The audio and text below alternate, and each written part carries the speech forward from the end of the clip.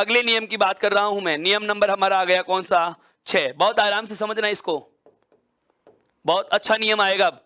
नियम 6 या मैं कहूं व्यंजन संधि का अगला नियम। यहां पर नियम के नंबर का कोई महत्व नहीं है, नियम अगला है, आपके 5 लगे या 6 लगे उससे कोई मतलब नहीं। हम संपूर्ण नियमों की बात करने वाले हैं, समग्र 26 नियम या 24 नियम या 22 नियम जो भी आपके सामने रखने वाला हूं, उसमें मैं पूरी व्यंजन संधि को समाहित करके आपके सामने रखूंगा।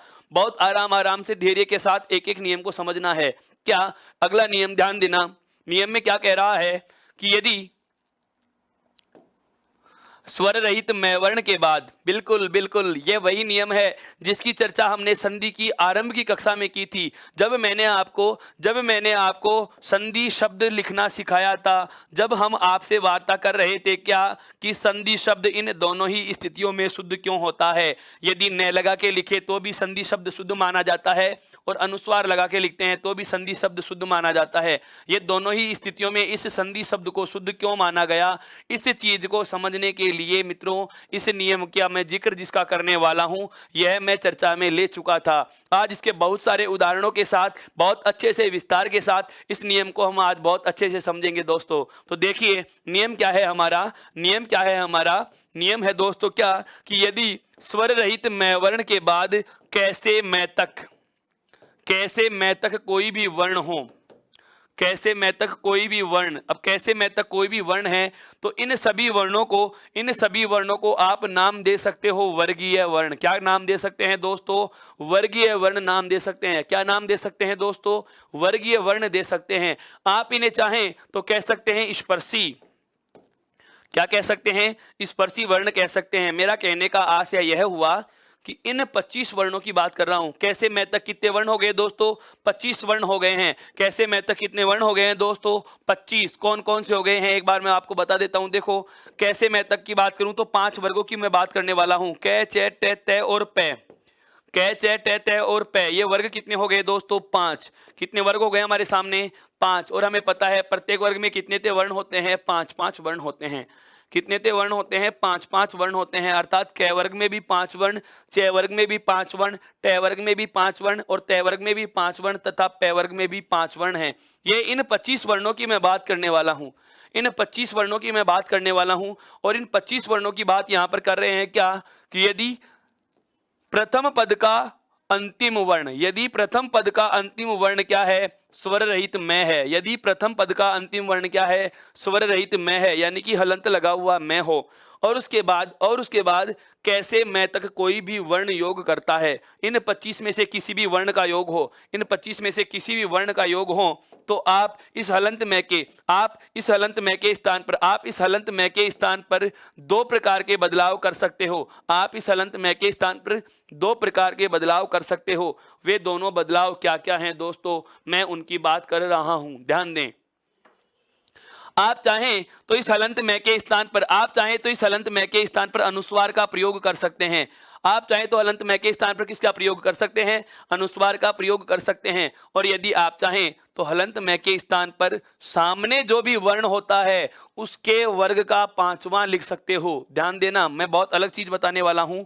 5वां वर्ण, और ये 5वां कौन सा होगा? सामने के वर्ण के वर्ग का, सामने वाले वर्ण के वर्ग का, सामने वाले वर्ण के वर्ग का 5वां।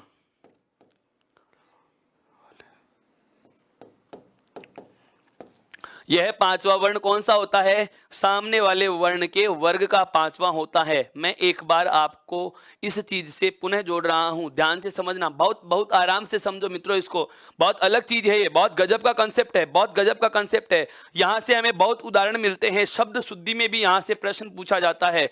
शब्द शुद्धि में यहां पर बहुत सारे उदाहरण लिखने वाला हूं मैं, अभी आपके सामने आएंगे जिनका आप प्रयोग शब्द शुद्धि के उदाहरणों के रूप में भी पढ़ते आए हो। मेरा नियम क्या है वो सुनिए कि यदि पहले पद का अंतिम वर्ण स्वर रहित मैं हो, पहले पद का जो अंतिम वर्ण आएगा वह हलंत लगा हुआ मैं होगा। पहले पद का जो अंतिम वर्ण होगा वह हलंत लगा हुआ मैं होगा। और इसके बाद जो दूसरे पद का जो पहला वर्ण आएगा,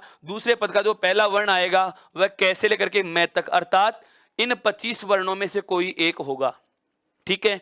अब बात क्या आती है कि जब हमें ऐसी स्थिति मिल जाए कि प्रथम पद के अंतिम वर्ण के रूप में स्वर रहित मैं हो और उसके बाद कैसे मैं तक का कोई भी वर्ण योग करें, तो इस हलंत मैं के स्थान पर हम दो प्रकार के बदलाव कर सकते हैं। कितने प्रकार के बदलाव कर सकते हैं दोस्तों? दो प्रकार के बदलाव कर सकते हैं। और वो दोनों प्रकार के बदलाव क्या हैं? या तो हम अनुस्वार का प्रयोग कर लेंगे, अर्थात इस हलंत मैं के स्थान पर क्या लगा दिया जाएगा मित्रों? अनुस्वार लगा दिया जाएगा। क्या लगा दिया जाएगा? अनुस्वार लगा दिया जाएगा। और यदि हम अनुस्वार नहीं लगाना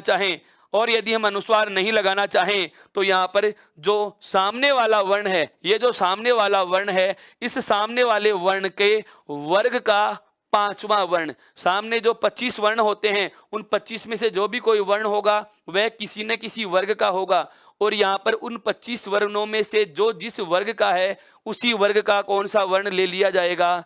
पांचवा वर्ण ले लिया जाएगा। यह चीज हमें बहुत अच्छे से ध्यान रखने की होगी। अब इसके उदाहरणों पे आ रहा हूं मैं, मैं उदाहरणों पे आऊंगा। एक बार वापस से इस नियम को समझे। अब इसके उदाहरणों की हम बात करें। क्या?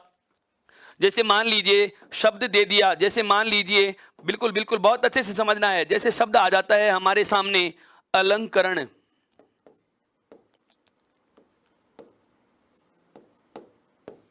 शब्द आ गया हमारे सामने कौन सा? अलंकरण।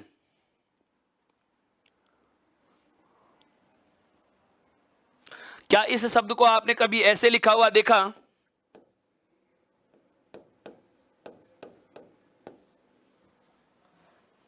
नहीं देखा। एक शब्द और आता है दोस्तों, एक शब्द और आता है दोस्तों। क्या? अलंकार। क्या आपने कभी ऐसा देखा?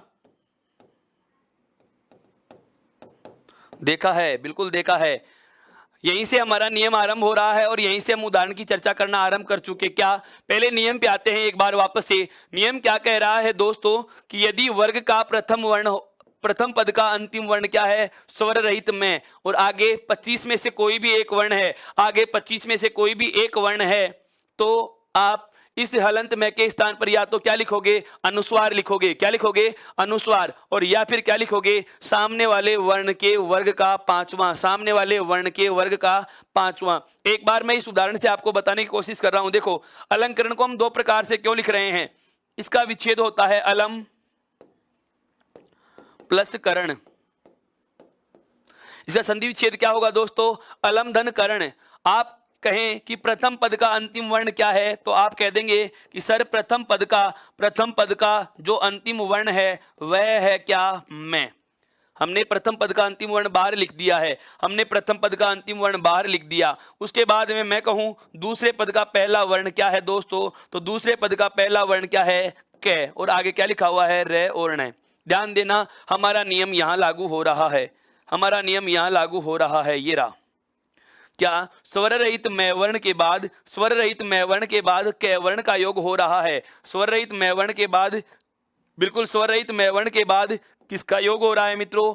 कै वर्ण का योग हो रहा है। किसका योग हो रहा है? कै वर्ण का योग हो रहा है। तो आप चाहें तो इस हलंत में के स्थान पर अनुस्वार का प्रयोग कर सकते हो। किसका प्रयोग कर सकते हो? अनुस्वार का प्रयोग कर सकते हो। और यदि आप चाहो तो यहां सामने वाले, देखो सामने वाले वर्ण के वर्ग का, सामने वाला कौन सा वर्ण है? कै वर्ण है। और कै वर्ण के वर्ग का, कै वर्ण का वर्ग कौन सा हुआ मित्रों? कै वर्ग ही हुआ। और कै वर्ग का पांचवा क्या होता है? अणय खाली या ये खाली, जिसको हम बोलते हैं। ये रहा। इन दोनों में से कोई एक वर्ण का प्रयोग करके हम इसका शब्द बना लेंगे, इसका शब्द बना लेंगे। इसके पहले क्या बचा हुआ है दोस्तों? वह वापस से लिख दिया जाएगा ए ले, और उसके बाद में हलंत में का क्या बना लिया? या तो अनुस्वार बना लिया या फिर पांचवा। और आगे क्या जुड़ा हुआ है? कै रे और अणय। क्या लिखा हुआ है दोस्तों? कै रे और अणय। सबको जोड़ करके क्या लिखेंगे? ध्यान दीजिएगा, सबको जोड़ते हुए लिखूंगा। सबसे पहले मैं क्या ले लूंगा? ए के बाद में क्या लेंगे? ले। अब इन दोनों में से हमें कोई एक लेना है, इन दोनों में से हमें कोई एक लेना है। मान लिया अनुस्वार लेंगे तो लाइन को बढ़ा करके अनुस्वार लगा लो और उसके आगे क्या जोड़ दो? कर्ण। आगे क्या जोड़ दो? कर्ण। अर्थात हमारा शब्द का आरंभिक रूप यह अलंकरण बना लिया है। ये रहो। यदि आप अनुस्वार से नहीं लिखें, अनुस्वार से नहीं लिखें तो इसका दूसरा रूप क्या बनेगा? ए और ले का तो ले। उसके बाद हम क्या लिखेंगे? कै वर्ग का पांचवा। ये लो जी, कै वर्ग का पांचवा लिख दिया। उसके बाद क्या लिखेंगे दोस्तों? कर्ण। क्या लिख देंगे दोस्तों? कर्ण। यह भी हमारा दूसरा प्रकार का जो रूप था प्राप्त हो चुका है। तो नियम को वापस से समझिए, नियम को वापस से समझिए। नियम हमारा क्या कह रहा है दोस्तों? नियम हमारा क्या कह रहा है कि यदि प्रथम पद के अंतिम वर्ण के रूप में स्वर रहित मैं हो और उसके बाद कैसे मैं तक, उसके बाद कैसे मैं तक के, उसके बाद कैसे मैं तक के, कैसे मैं तक के आपको कोई भी 25 में से स्पर्शी जिसको हम कह सकते हैं, या आप चाहो तो क्या कह सकते हो, वर्गीय वर्ण का योग हो। किसका योग हो? वर्गीय वर्णों का योग हो। तो हलंत मैं के स्थान पर या तो अनुस्वार बना दिया जाएगा या फिर सामने के वर्ण के वर्ग का कौन सा? पांचवा। यहां पर कौन से वर्ण के वर्ग का पांचवा? सामने के वर्ण के वर्ग का पांचवा, सामने के वर्ण के वर्ग का पांचवा, सामने के वर्ण के वर्ग का पांचवा लिख दिया जाता है। जैसे अभी अभी एक उदाहरण की बात मैं करने वाला हूं। जैसे शब्द आ जाए आपके सामने संबंध। शब्द क्या आ गया दोस्तों? संबंध। या फिर इस शब्द को आप ऐसे भी लिख सकते हो, संबंध। अब इनमें से कैसे भी लिखा जाए, अब यहां पर ध्यान देना, इसी जगह समझोगे आप, यहां भी अनुस्वार लगा हुआ है और यहां भी अनुस्वार लगा हुआ है। इस शब्द में दो जगह अनुस्वार लगा हुआ है और यहां पर देखो एक जगह तो लिखा हुआ है मैं, यहां पर एक जगह तो लिखा हुआ है क्या दोस्तों? मैं लिखा हुआ है। क्या लिखा हुआ है दोस्तों? यहां पर मैं लिखा हुआ है और एक जगह क्या लिखा हुआ है दोस्तों? न लिखा हुआ है। आप जरा मुझे बताएं कि इसमें मैं और न क्यों आए, जबकि अनुस्वार का मतलब या तो मैं ही होना चाहिए था या फिर न ही होना चाहिए था। दोस्तों यह बात ही तो समझने की है। एक बार तो अनुस्वार का मतलब मैंने मैं लिखा है और एक बार अनुस्वार का मतलब न लिखा है। ये क्यों लिखा है इस शब्द में, इसका कारण यदि जान लिया तो नियम पूरा समझ में आ जाएगा। बस इस नियम को समझाने का उद्देश्य यही था। देखो कैसे समझेंगे, थोड़ा इसका मैं एक शॉर्ट प्रारूप बता रहा हूं आपको। जहां कहीं भी आपको ये अनुस्वार लगा हुआ मिले, जहां कहीं भी आपको ये अनुस्वार लगा हुआ मिले, उसके ठीक बाद वाला पद देखो, उसके ठीक बाद वाला वर्ण देखो आप कौन सा है। जैसे यहां पर जो ये अनुस्वार है, इसके ठीक बाद का कौन सा वर्ण है? बै। कौन सा वर्ण है? बै। कौन से वर्ग में आता है? पै वर्ग में आता है। तो दोस्तों इस अनुस्वार के ठीक बाद जो वर्ण मिलता है, जिस वर्ग का होता है अनुस्वार का मतलब उसी वर्ग का पांचवा होगा। बहुत अच्छे से समझना। अरे नियम बाद की बात है, नियम को छोड़ो, एक बार नियम को भूल जाओ, नियम क्या है वो बात समझा दूंगा। नियम को छोड़ दीजिएगा, पहले शब्द को समझो कि आप शब्द कैसे लिख सकते हो। इस बिंदु का मतलब आपको ध्यान रखना है। जो ये अनुस्वार होता है यह प्रत्येक वर्ग के पांचवे का रूप लेता है, प्रत्येक वर्ग का पांचवा रूप लेता है। अर्थात इस अनुस्वार का मतलब ही होती है यह खाली, इस अनुस्वार का मतलब ही होती है ए खाली, इस अनुस्वार का मतलब ही होता है अणे, और इस अनुस्वार का मतलब ही होता है क्या? न, और इस अनुस्वार का मतलब ही होता है मैं। अभी वर्ण तो जबकि है एक चिन्ह और जबकि रूप कितनों के ले रहा है? ये 5 के ले रहा है। अब कब कौन सा रूप में बदल जाएगा इसका पता हमें लगाना हो तो हमें ये नियम याद न रहे तो एक लॉजिक समझा देता हूं। उस लॉजिक के जरिए भी आप आंसर तक पहुंच सकते हो कि कब तो ये अनुस्वार क वर्ग का पांचवा बनेगा, कब अनुस्वार च वर्ग का पांचवा बनेगा, कब अनुस्वार ट वर्ग का पांचवा बनेगा, कब त वर्ग का पांचवा बनेगा और कब प वर्ग का पांचवा बनेगा। ध्यान दे लेना कैसे कि जहां भी शब्द में आपको अनुस्वार लगा हुआ मिले, जहां भी शब्द में आपको अनुस्वार लगा हुआ मिले उसके ठीक बाद वाला वर्ण आपको देखना है। जैसे यहां पर अनुस्वार के ठीक बाद में दोस्तों आ रहा है बै वर्ण, और ये बै कौन से वर्ग में आता है? पै वर्ग में। अर्थात अनुस्वार का मतलब हो गया पै वर्ग का पांचवा। यहां पर लिखा हुआ है ध वर्ण, और ध कौन से में आता है दोस्तों? तय वर्ग में आता है, और तय वर्ग का पांचवा क्या होता है मित्रों? न। अर्थात अनुस्वार का मतलब यहां पर क्या लिखा हुआ है? न लिखा हुआ है। क्या लिखा हुआ है? न लिखा हुआ है। अभी अभी हम जो 2-3 उदाहरण चर्चा में ले चुके हैं, अभी अभी हम जो 2-3 उदाहरण चर्चा में ले चुके हैं, मैं उनकी बात भी आपके सामने कर रहा हूं। देखो कैसे, जैसे अभी मैंने कहा, जैसे आपके सामने शब्द आ गया क्या? संपर्क। बिल्कुल, इस संपर्क को आप ऐसे भी लिख सकते हो, लिख सकते हैं या नहीं? बिल्कुल लिख सकते हैं, बिल्कुल लिख सकते हैं। संपर्क को आप ऐसे भी लिख सकते हो। और उदाहरणों की बात करूं, जैसे शब्द आता है परंपरा, जैसे शब्द आता है परंपरा, जैसे शब्द आता है अलंकृति। शब्द क्या आता है दोस्तों? अलंकृति। बिल्कुल, इसका संधि विच्छेद क्या होगा? संपर्क का सम प्लस पर्क, सम प्लस पर्क। इसका संधि विच्छेद क्या होगा? परम प्लस परा, परम प्लस परा। और इसका क्या होगा? अलम प्लस कृति, अलम प्लस कृति, अलम प्लस कृति। बहुत अच्छे से समझना है इनको। हाँ, जैसे आ जाए दंभ। बिल्कुल, जैसे शब्द आता है खंड। इन सभी में हम देख पा रहे हैं क्या कि जहां कहीं भी अनुस्वार लगा हुआ हो या पांचवा लिखा हुआ हो, जहां कहीं भी अनुस्वार लिखा हुआ हो या वर्ग का पांचवा लिखा हुआ हो, विच्छेद करते समय सभी को किसमें बदल देना है, मैं में बदल देना है। और जब आप इसका वापस से रूप बनाओ तो किसमें बदल जाएगा, या तो अनुस्वार में या फिर कौन से में, पांचवे में। जैसे अलम कृति का क्या हो जाएगा, अलम प्लस कृति। अगर आप इसे और तोड़े तो क्या लिखोगे, अल और उसके बाद में क्या आएगा, स्वर रहित में। क्या आ जाएगा दोस्तों, स्वर रहित में। और उसके बाद में क्या है, क्री, और उसके बाद में क्या लिखा हुआ है, ती। अब ध्यान देना, हलंत में के बाद कैवर्ण मिल रहा है, हलंत में के बाद कैवर्ण आ गया तो हलंत में के स्थान पर हम क्या लिख लेंगे, अनुस्वार, या फिर क्या लिखेंगे, पांचवा। सामने वाला कौन सा, कैवर्ण का पांचवा क्या होता है, ये खाली शब्द क्या बचा हुआ है, अल, और उसके बाद में पांचवा या अनुस्वार, और उसके बाद में क्या जोड़ना है, कृति जोड़ना है। देखो इसका रूप बनेगा ए का तो ए, ले, और उसके बाद में अनुस्वार लिख दिया और आगे क्या लिख दिया मैंने, कृति। क्या लिख दिया दोस्तों, कृति। ये वाला शब्द हो गया। यदि हम इसे दूसरे रूप में लिखना चाहें अर्थात पांचवा प्रयुक्त करके लिखें तो अलंकृति कैसे लिखा जाएगा, ए और ले, उसके बाद में वर्ग का पांचवा लिख दीजिएगा और उसके बाद में क्या लिख दिया, कृति, अर्थात शब्द क्या बन गया, अलंकृति। आप इसको इस प्रकार से भी लिख सकते हो, यह भी शब्द आपका शुद्ध माना जाएगा। बिल्कुल बिल्कुल, यह भी आपका शब्द शुद्ध माना जाएगा। तो दोस्तों हमारा जो नियम नंबर 6 आरंभ किया है वह क्या है कि यदि प्रथम पद के अंतिम वर्ण के रूप में स्वर रहित मैं हो, यदि प्रथम पद के अंतिम वर्ण के रूप में हमें क्या मिल जाए, स्वर रहित, बिल्कुल स्वर रहित मैं वर्ण मिल जाए, और उसका योग कैसे लेकर के किसी भी मैं वर्ण तक का, अर्थात 25 की मैं बात कर चुका हूं। कुल व्यंजन होते हैं हमारे दोस्तों कितने, 33।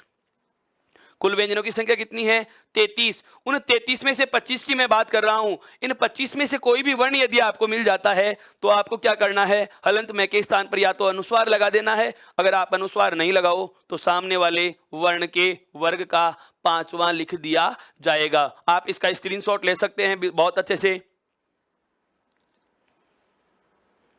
एक इसका भी स्क्रीनशॉट ले सकते हैं।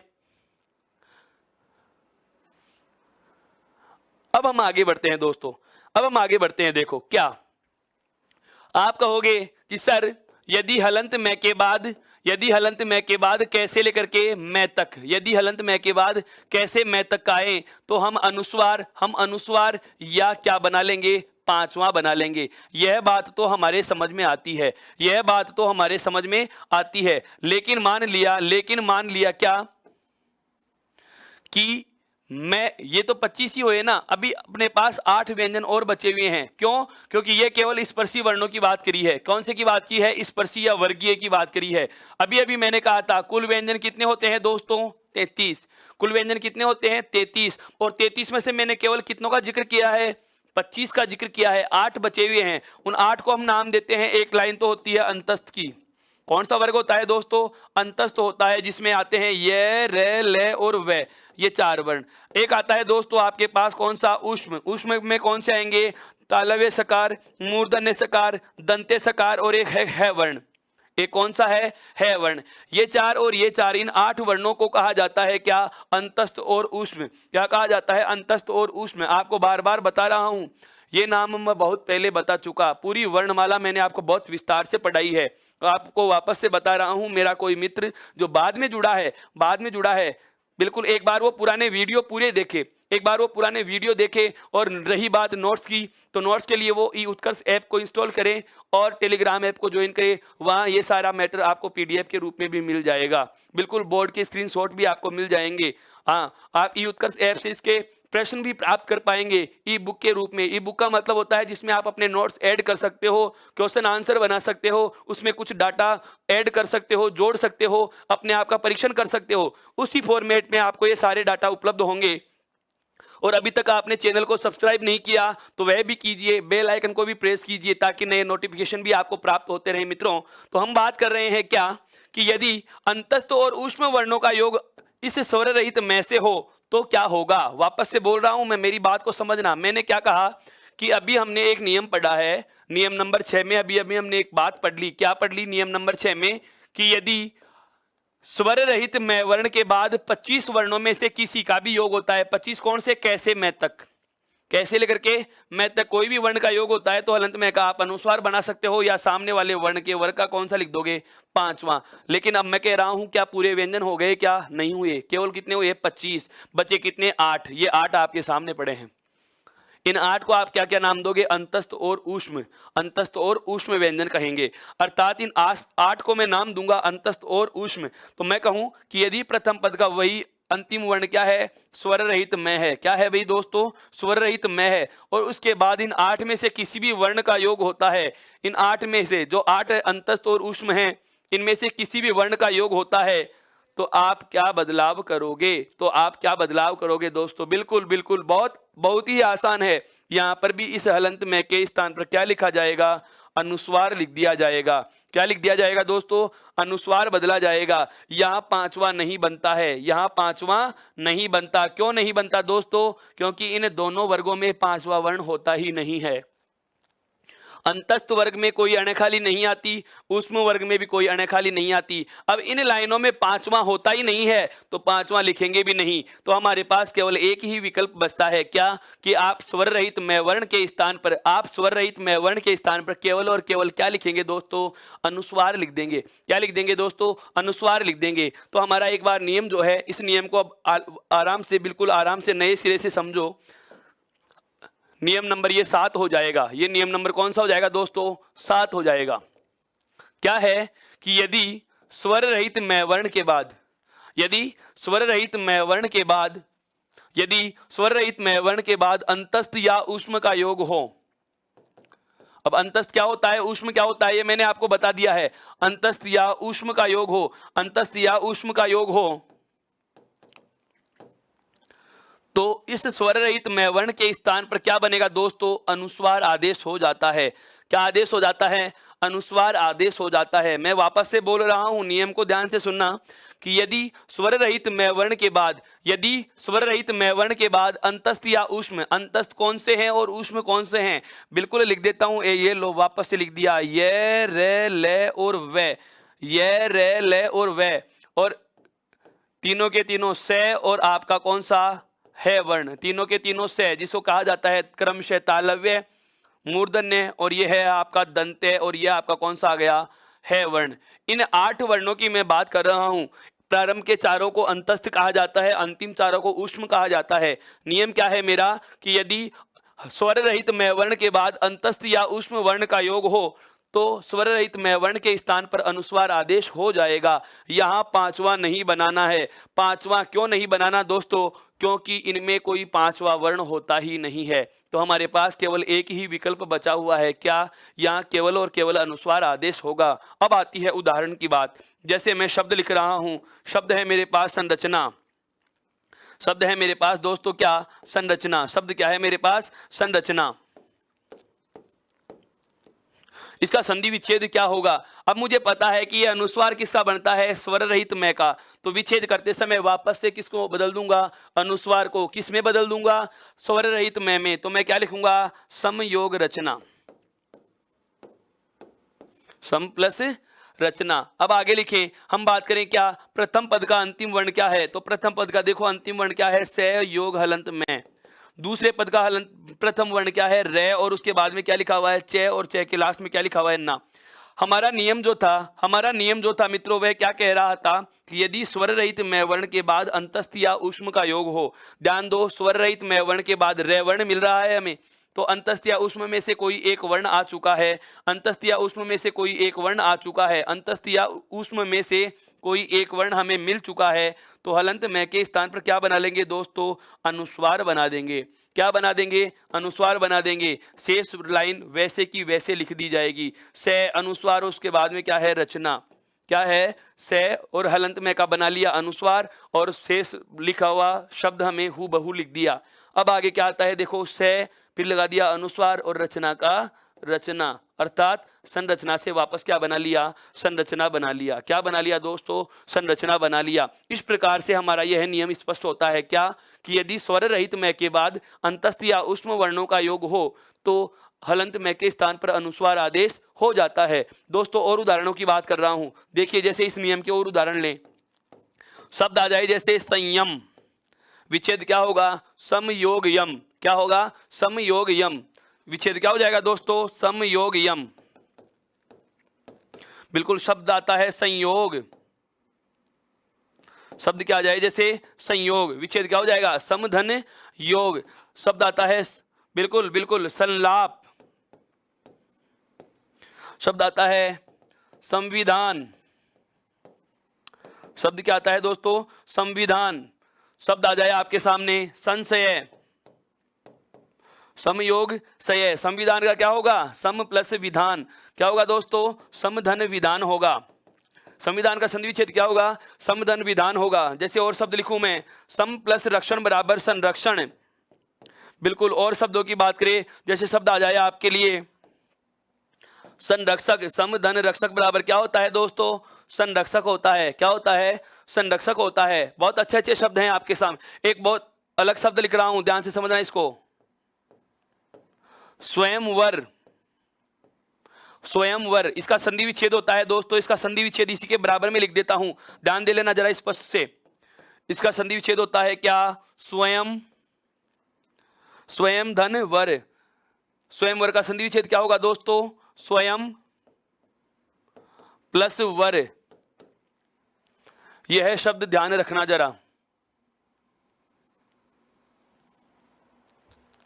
इस प्रकार के शब्द आपके सामने आ सकते हैं। अर्थात मेरा कहने का आशय यह है, बिल्कुल बिल्कुल मेरे कहने का आशय यह है दोस्तों, क्या कि यदि स्वर रहित मैवर्ण के बाद किसी अंतस्थ या उष्म वर्ण का योग होता है तो हम केवल और केवल स्वर रहित मैवर्ण के स्थान पर अनुस्वार आदेश करेंगे। इनमें कोई पांचवा वर्ण आदेश नहीं होता। क्यों नहीं होता? क्योंकि पांचवा बनता ही नहीं है, पांचवा होता ही नहीं है। जबकि इसके ठीक पहले वाले में हम बात करते हैं क्या कि जब स्वर रहित मैवर्ण के बाद कैसे मैं तक के जो स्पर्शी 25 वर्ण थे, इनमें से किसी का भी योग हो तो आप यहाँ पर दो प्रकार के बदलाव करने की स्वतंत्रता रख रहे हो। एक बदलाव तो क्या आपने अनुस्वार बनाया, दूसरा बदलाव आपने क्या कर लिया?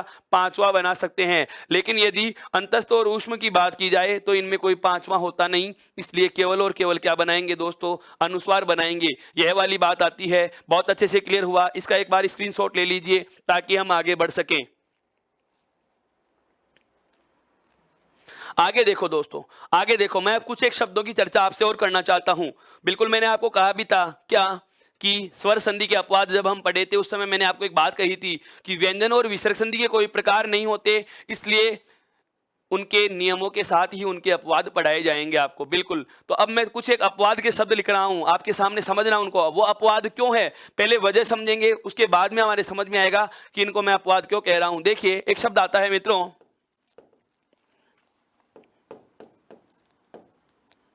सन्निधान।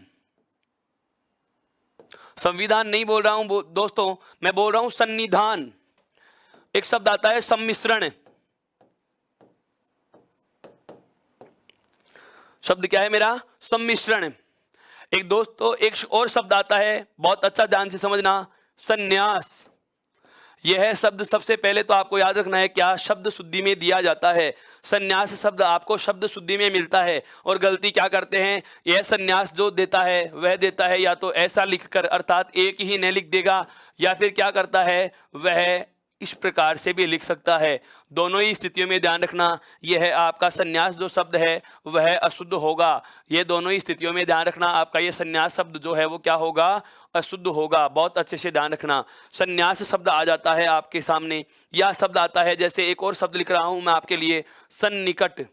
बहुत अच्छा शब्द है दोस्तों, क्या आ जाए? सन्निकट आ जाए। बिल्कुल बिल्कुल।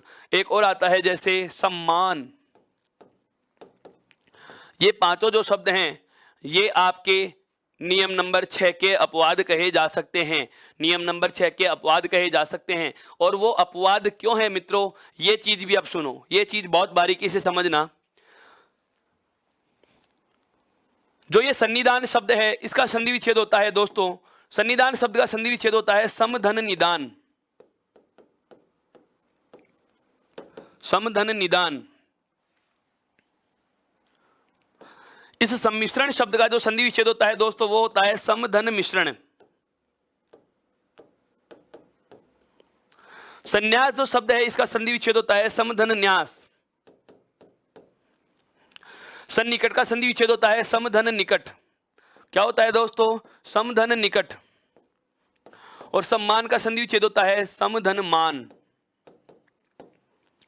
आप यहां पर एक बात नोट करना, यहाँ पर एक बात समझना, बहुत आराम से सुनना इस चीज को, अलग चीज बताऊंगा आपको, हटकर के चीज बता रहा हूं, ध्यान से समझना, ये बहुत रेयर अपवाद है, बहुत अलग चीज है यहाँ पे। क्या अभी हमने नियम नंबर 6 में क्या पढ़ा है, अभी हमने नियम नंबर 6 में क्या पढ़ा है कि यदि स्वर रहित मैं वर्ण के बाद कैसे मैं तक का कोई भी वर्ण आए तो आप हलंत मैं के स्थान पर अनुस्वार या फिर सामने वाले वर्ण के वर्ग का पांचवा बना सकते हो। हलंत मैं के स्थान पर अनुस्वार या सामने वाले वर्ण के वर्ग का पांचवा बना सकते हो। यह हमने कहां पढ़ा, जब आपके स्वर रहित मैं वर्ण के बाद, नियम यहां पर लिख रहा हूं जो हमने पढ़ लिया है, यहां पर वो नियम लिख रहा हूं जो हमने पढ़ा है, क्या कि स्वर रहित मैं वर्ण के बाद कैसे मैं तक का कोई भी वर्ण आए, स्वर रहित मैं वर्ण के बाद कैसे लेकर के मैं तक का कोई भी वर्ण आए तो हम अनुस्वार लगा सकते हैं, हम अनुस्वार लगा सकते हैं या पर पांचवा लिख सकते हैं। ये दो प्रकार के बदलाव कर सकते हैं। तो आप मुझे जरा बताना दोस्तों, यहां पर हलंत मैं के बाद देखो योग किसका हो रहा है, नए वर्ण का। यहां पर हलंत मैं के बाद योग किसका हो रहा है, मैं वर्ण का। यहां पर भी हलंत मैं के बाद योग किसका हो रहा है, नए वर्ण का। यहां पर भी हलंत मैं के बाद योग किसका हो रहा है, मैं वर्ण का। यहां पर भी हलंत मैं के बाद योग किसका हो रहा है, नए वर्ण का। तो यहां पर हलंत मैं के बाद ध्यान देना, हलंत मैं के बाद या तो जुड़ रहा है नए और या फिर जुड़ रहा है क्या, मैं। आप एक चीज देखिए, क्या ये जो सूत्र हमारे पास इन शब्दों में बना करके निकाला है, क्या ये इस नियम में से नहीं निकल रहा, इसी में से आया। क्यों? क्योंकि हलंत मैं के बाद देखिए या तो न आया तो इन्हीं के बीच में से है और मैं आया तो भी इन्हीं में से कोई एक है। तो क्या मैं यहां पर भी दो प्रकार के बदलाव कर सकता हूं? बस ये चीज समझने की थी।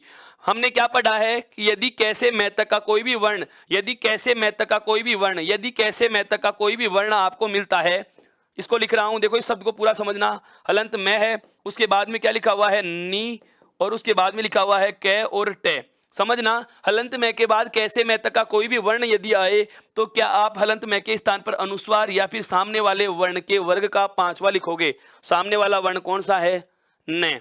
कौन सा है दोस्तों, न। न कौन से वर्ग में आता है, तय वर्ग में। और तय वर्ग का पांचवा क्या होता है दोस्तों, न ही होता है। अर्थात यहां पर आप क्या लिखोगे, न लिखोगे। इधर क्या बचा हुआ है, से, और आगे क्या लिखा हुआ है दोस्तों, निकट। आगे क्या लिखा हुआ है दोस्तों, निकट। तो आप क्या बनाओगे, से, उसके बाद में लिखोगे अनुस्वार और फिर लिखोगे क्या, निकट। या फिर आप क्या लिख सकते हो, से और उसके बाद में आधा न, उसके बाद में पूरा न और उसमें छोटी की मात्रा और कट। ध्यान रखना, आप इस प्रकार का शब्द तो बना रहे हो, आप इस प्रकार का शब्द तो बना रहे हो, आप इस प्रकार का जो शब्द बना रहे हो ये यहां पर लिखा हुआ पड़ा है, ये रहा। लेकिन क्या आप इसको अनुस्वार से लिख सकते हो, ये चीज मैं समझाना चाह रहा था। ये 5-6 शब्द जो मैंने लिखे हैं उनका मतलब समझाने का क्या है, ध्यान देना।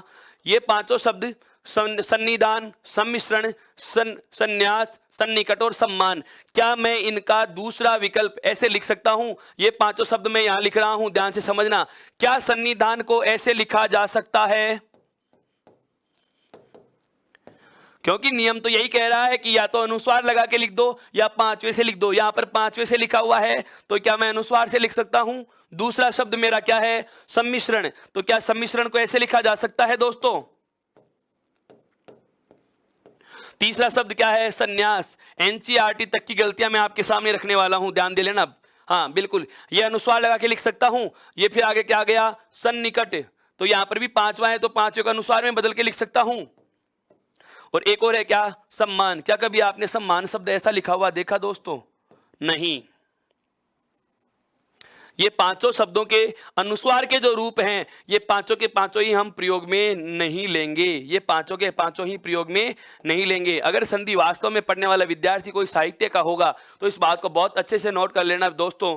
यहाँ पर एनसीईआरटी तक में गलतियां निकल के आ जाती हैं, बहुत अलग तरीके से आपको ये चीजें सुनने को मिल रही हैं, समझने को मिल रही हैं। मैं क्या कह रहा हूं अब सुनना, नियम क्या है अपना। नियम क्या है, ये छठे नियम का अपवाद कह सकते हो या इसको स्वतंत्र नियम का नंबर दे सकते हो। यह आपके ऊपर डिपेंड कर रहा है कि नियम कितने लिख रहे हो, उससे मुझे कोई मतलब नहीं है। हमारा उद्देश्य यह है दोस्तों, चाहे गिनती 100 तक पहुंच जाए उससे हमें कोई लेना देना नहीं है। हमारा टॉपिक क्लियर हो जाना चाहिए दोस्तों। क्या होना चाहिए, टॉपिक क्लियर हो जाना चाहिए। बिंदु या इस प्रकरण में आने वाले सारे तथ्य, सारे कंसेप्ट क्लियर होने चाहिए। तो नियम क्या कह रहा हूं वो सुनना, कि यदि स्वर रहित मैं के बाद जो 25 वर्ण जुड़ते हैं, स्वर रहित न के बाद जो एक कैसे मैं तक के जो 25 वर्ण जुड़ते हैं, इन 25 में इन दो वर्णों का ध्यान रखना है दोस्तों। इन दो वर्णों का ध्यान क्या रखना है कि यदि इन 25 वर्णों में से न या मैं वर्ण आ जाता है यदि हलंत मैं के बाद न या मैं वर्ण आ जाता है तो हम हलंत मैं के स्थान पर जो दो बदलाव करते हैं वहां पर दो नहीं केवल एक ही बदलाव होगा, वो बदलाव कौन सा होगा दोस्तों? पांचवा लिखेंगे। क्या लिखेंगे? पांचवा लिखेंगे। यहां पर आप अनुस्वार का प्रयोग नहीं करोगे, यहां पर आप अनुस्वार का प्रयोग नहीं करोगे। तो नियम क्या हो गया कि यदि हलंत मैं के बाद, यदि हलंत मैं के बाद न या मैं जुड़ते हैं तो अगर मैं के बाद न हो, अगर मैं के बाद न का योग होता है तो आपके शब्द में डबल न आएगा। आपके शब्द में क्या आएगा दोस्तों? डबल न आएगा। जैसे यहां सन्निकट में लिखा हुआ है, जैसे आपका सन्निधान में लिखा हुआ है, इस प्रकार से जैसे आपके संन्यास में लिखा हुआ है। इन बातों का ध्यान रखना।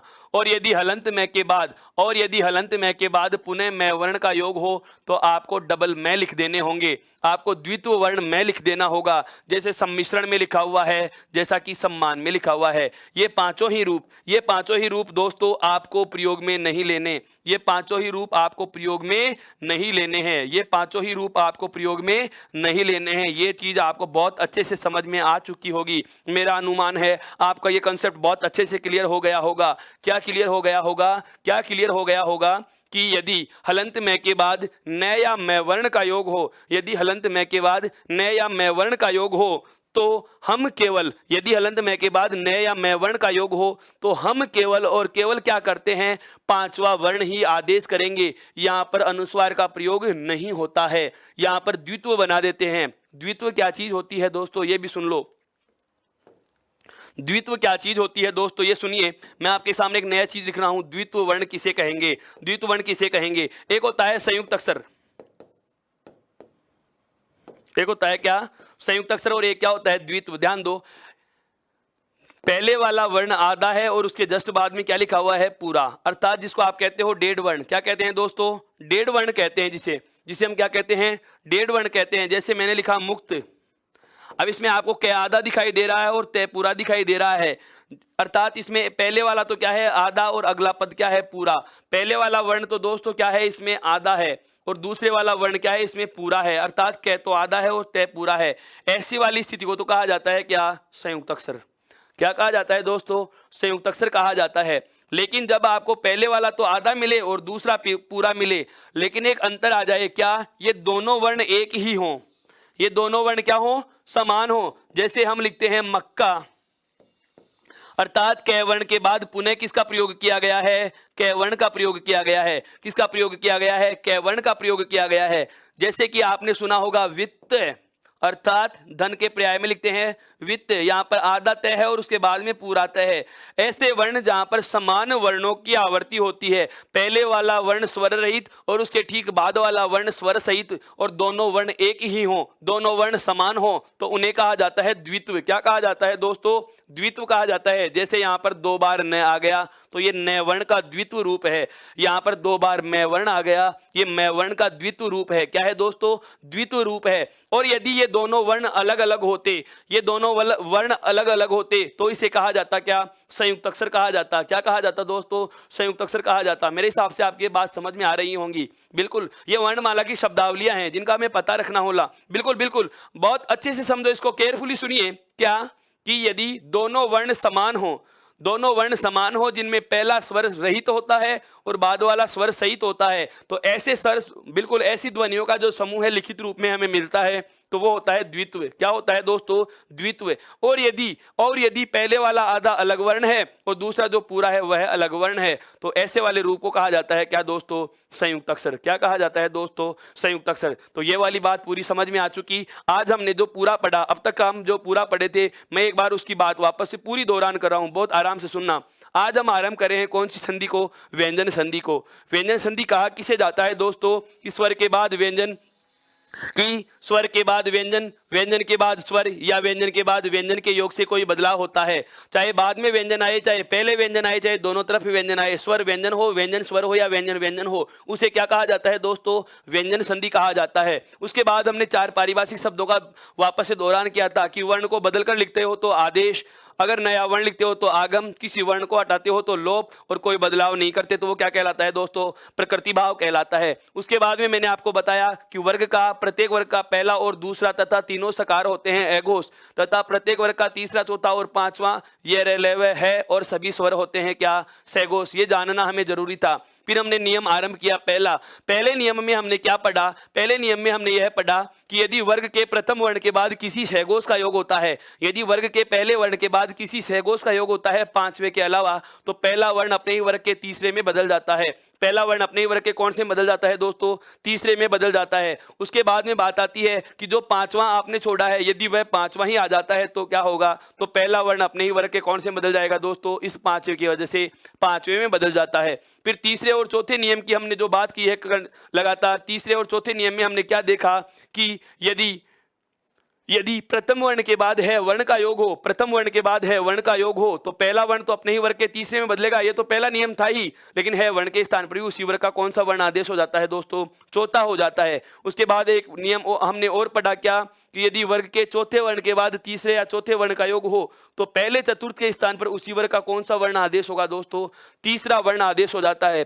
उसके बाद हमने एक मूर्धन्य स्वर री का नियम जाना है क्या कि यदि तय वर्ग के तीसरे वर्ण द से ठीक पहले मूर्धन्य स्वर री आ जाए तो द के स्थान पर कौन सा वर्ण आदेश होगा? णकार आदेश हो जाता है। उसके बाद हलंत में के नियम हम आरंभ कर चुके हैं, जिसमें पहला नियम हमने जाना क्या कि यदि हलंत में के बाद या स्वर रहित में वर्ण के बाद किसी भी स्पर्शी या वर्गीय वर्ण, जिसको हम 25 वर्णों की संख्या दे रहे हैं, कैसे में तक का कोई भी वर्ण योग करता है, तो आप दो प्रकार के बदलाव कर सकते हो। या तो हलंत में के स्थान पर हम अनुस्वार बना सकते हैं, या फिर सामने वाले वर्ण के वर्ग का कौन सा लिख सकते हैं? पांचवा लिख सकते हैं। इसी प्रकार से हमने और उदाहरण भी इसी के जाने थे। और फिर आगे हमने एक बात की क्या कि यदि हलंत में के बाद जो अंतस्थ और ऊष्म वाले वर्ग हैं, जो 8 वर्ण होते हैं, इन 8 वर्णों में से यदि कोई सा वर्ण योग करता है, तो ऐसी स्थिति में क्या करेंगे? तो ऐसी स्थिति में केवल और केवल हमें क्या बनाना है मित्रों? हलंत में के स्थान पर अनुस्वार बनाना है। क्या बनाना है? अनुस्वार बनाना है। और अंतिम में एक बात को हमने वापस से जाना क्या कि यदि हलंत में के बाद मैं या नय वर्ण का योग हो, हलंत में के बाद मैं या नय वर्ण का योग हो, तो ऐसी स्थिति में हम अनुस्वार नहीं बनाएंगे, बल्कि इनका द्वित्व रूप बना देते हैं। क्या बना देते हैं? द्वित्व रूप बना देते हैं। द्वित्व क्या होता है और संयुक्त अक्षर क्या होता है, इन दोनों के संदर्भ में भी चर्चा हमने कर ली है। व्यंजन संधि जो होती है उसमें क्या होता है कि या तो स्वर के साथ किसका योग होगा? व्यंजन का योग होगा। किसका योग होगा दोस्तों? व्यंजन का योग होगा। या फिर व्यंजन के साथ योग किसका होगा? स्वर का। किसका योग होगा दोस्तों? स्वर का होगा। या फिर दोनों तरफ योग किसका होगा? व्यंजन ही व्यंजन का होगा। मेरा कहने का आशय यह है कि यदि प्रथम पद का अंतिम वर्ण और दूसरे पद का प्रथम वर्ण योग कर रहे हैं, ध्यान से समझना, यदि प्रथम पद का अंतिम वर्ण और दूसरे पद का प्रथम वर्ण योग कर रहे हैं, और यदि प्रथम पद के अंतिम वर्ण के रूप में आपको क्या मिले? स्वर, और दूसरे पद के प्रथम वर्ण के रूप में क्या मिले? व्यंजन, तो भी संधि कौन सी होगी? व्यंजन संधि। यदि मैं कहूं कि प्रथम पद के अंतिम वर्ण के रूप में क्या मिले? व्यंजन, और दूसरे पद के प्रथम वर्ण के रूप में क्या मिले? स्वर, तो वहां भी कौन सी होगी? व्यंजन संधि होगी। या फिर मैं कहूं कि प्रथम पद का अंतिम वर्ण भी क्या हो? व्यंजन हो, और दूसरे पद का पहला वर्ण भी क्या हो दोस्तों? व्यंजन हो, वहां भी संधि कौन सी होती है? व्यंजन संधि होती है।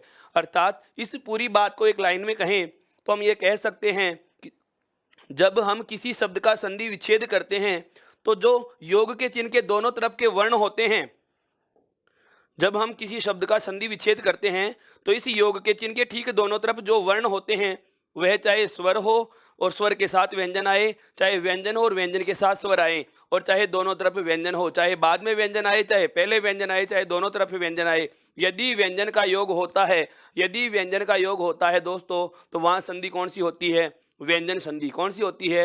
व्यंजन संधि। अब इसके कुछ एक नियमों की हम बात कर चुके थे, और वो कौन कौन से नियम है जो हमने चर्चा में ले लिए हैं दोस्तों। देखो एक बार, कल सबसे पहला जो नियम था, पहले की क्लास में हमने जाना क्या कि सघोष वर्ण का, किसका? सघोष वर्ण का योग किया है वर्ग के प्रथम वर्ण के बाद। यदि वर्ग के प्रथम वर्ण के बाद सघोष का योग हो पांचवे के अलावा, तो पहले को अपन ने कौन से में बदला? तीसरे में। प्रथम वर्ण को कौन से वर्ण में बदला? तीसरे वर्ण में बदल दिया। उसके बाद दूसरा नियम लिया हमने क्या कि यदि पहले के बाद जो आपने यहाँ पांचवा छोड़ा है यह पांचवा आ जाता है तो पहला भी कौन से में बदल जाता है दोस्तों, पांचवें में बदल जाता है। यह नियम नंबर 1 था, यह नियम नंबर 2 था। फिर इस प्रथम नियम से ही हमने 2 नियम और निकाले थे। इस पहले नियम से 2 नियम और निकाले थे। क्या? पहला नियम आया था इसमें कि यदि वर्ग के प्रथम वर्ण के बाद है वर्ण का योग होता है, यदि वर्ग के प्रथम वर्ण के बाद है वर्ण का योग होता है तो पहला वर्ण अपने ही वर्ग के तीसरे में बदल जाएगा। कौन से में बदल जाएगा दोस्तों? तीसरे में बदल जाएगा। और इस है वर्ण के स्थान पर इसी वर्ग का कौन सा वर्ण आ जाता है दोस्तों? चौथा वर्ण आ जाता है। यदि हम है के स्थान पर है भी लिखें तो हमारा शब्द शुद्ध माना जाएगा। इसके बाद इसी में एक दूसरा नियम हमने और जाना था। क्या? कि यदि वर्ग के चौथे वर्ण के बाद तीसरे या चौथे वर्ण का योग हो तो पहले वाले चौथे वर्ण के स्थान पर उसी वर्ग का कौन सा वर्ण आदेश हो जाता है? तीसरा। यह आपके नियम नंबर 3 में हमने पढ़ा है, यह नियम नंबर 4 में हमने पढ़ा है। और इसके बाद पांचवा जो नियम पढ़ा था वह था दोस्तों कि यदि दैवर्ण से ठीक पहले मूर्धन्य स्वर री आए, यदि दैवर्ण से पहले मूर्धन्य स्वर क्या आ जाए? री आ जाता है। यदि दैवर्ण से पहले मूर्धन्य स्वर क्या आ जाता है? री। बिल्कुल बिल्कुल दोस्तों, ये वो सारी बातें हैं जिनकी हमने पहले की कक्षा में चर्चा कर ली है। ये सब बातें मैं इसलिए दोहरा रहा हूं ताकि एक बार आपके दिमाग में सारी की सारी चीजें रिकॉल हो जाएं, ताकि आगे वाले नियमों में हमें आसानी हो। बहुत बहुत महत्वपूर्ण है तारतम्यता। संधि वाले बिंदु में अगर आपके दिमाग की तारतम्यता नहीं रही कि पहले हमने कौन कौन से नियम पढ़ लिए तो आप आगे वाले नियम पे नहीं पहुंच पाओगे। क्यों? क्योंकि व्यंजन संधि के कुल नियमों की संख्या बात करें तो होती है 24। व्यंजन संधि के कितने नियम हम चर्चा में शामिल करेंगे दोस्तों? 24 नियम चर्चा में शामिल करेंगे। अब इन 24 नियमों में कुछ नियम ऐसे हैं जिनको हम कल जान चुके हैं, कुछ एक नियम ऐसे होंगे जिनकी चर्चा हम आज करने वाले हैं। तो मैं वो नियम बता रहा हूं जो पहले हमने पढ़ लिए हैं और जो बहुत विस्तारित भी हैं, ज़्यादा मुख्य भी होते हैं। तो देखो, पहला नियम जो हमने जाना वह सैगोस का था। उसके बाद दूसरा नियम था अनुस्वार वाला। उसके बाद तीसरा जो नियम था ये प्रथम नियम का उपनियम, और चौथा नियम भी जान लिया, यह भी पहले नियम का उपनियम है। पांचवें नियम में हमने देखा कि ये दूसरे का उपनियम है। कौन से का है दोस्तों? दूसरे का उपनियम है। इसके बाद दो जो और नियम पढ़े थे हमने, कौन कौन से? हलंत में के बाद कैसे मैं तक, हलंत में के बाद कैसे मैं तक, अर्थात ये वर्ण होते हैं स्पर्शी। कौन से होते हैं दोस्तों? स्पर्शी। आप इन्हें कह सकते हैं वर्गीय। क्या कह सकते हैं? वर्गीय वर्ण कह सकते हैं। तो ऐसी स्थिति में हलंत के स्थान पर क्या बनेगा? अनुस्वार। यदि आप चाहो तो अनुस्वार के स्थान पर सामने वाले वर्ण के वर्ग का पांचवा लिख सकते हो। यह पांचवा वर्ण कौन सा है? इधर जो वर्ण होगा हलंत में के बाद जो जुड़ने वाला वर्ण होगा, जिस लाइन का होगा, हिंदी में जो कुल 5 वर्ग होते हैं, कौन कौन से होते हैं दोस्तों? कै, चे, ते, तय और पे। बहुत अच्छे से समझो इसको, बहुत अलग चीज है ये। कै, चे, टे, तय और पे, ये 5 वर्ग होते हैं। और प्रत्येक वर्ग में वर्ण भी कितने ते होते हैं दोस्तों? 5-5 वर्ण होते हैं। कितने ते होते हैं? 5-5 होते हैं। 5 वर्गों में 5-5 वर्ण, अर्थात कुल वर्णों की संख्या कितनी होती है? 25, जिन्हें कहा जाता है दोस्तों वर्गीय वर्ण। क्या कहा जाता है? वर्गीय वर्ण कहा जाता है। इन 25 वर्गीय वर्णों में ध्यान देने की बात है कि इन 25 वर्गीय वर्णों का योग किसके साथ हो रहा है? स्वर रहित मैं वर्ण के साथ हो रहा हो। तो इस स्वर रहित मैं के स्थान पर आप क्या बना सकते हो? अनुस्वार बना सकते हो। यदि आप चाहो तो सामने वाले वर्ण के वर्ग का पांचवा भी लिखा जा सकता है। बहुत ज्यादा आवश्यक बात है ये। कौन सी? कि यह पांचवा वर्ण कहां से आएगा? यह होगा दोस्तों सामने वाले वर्ण का। हलंत में के ठीक सामने जो वर्ण होता है वो इन 5 वर्गों में से किसी का भी होगा, और उसी वर्ग की अनेखा लिया, उसी वर्ग का पांचवा आप इस स्वर रहित मैं के स्थान पर लिख सकते हो। इसकी चर्चा भी हम कर चुके थे। इसके बाद एक नियम हमने और जाना कि यदि स्वर रहित मैं के बाद अंतस्थ या ऊष्म का योग हो, किसका योग हो? अंतस्थ या ऊष्म वर्णों का योग हो, तो आप क्या करेंगे? ऐसी स्थिति में ध्यान दो दोस्तों, इनमें 4-4 वर्ण होते हैं। अंतस्थ वर्ण होता है य, रे, ले और वे। ऊष्म होता है कौन कौन सा?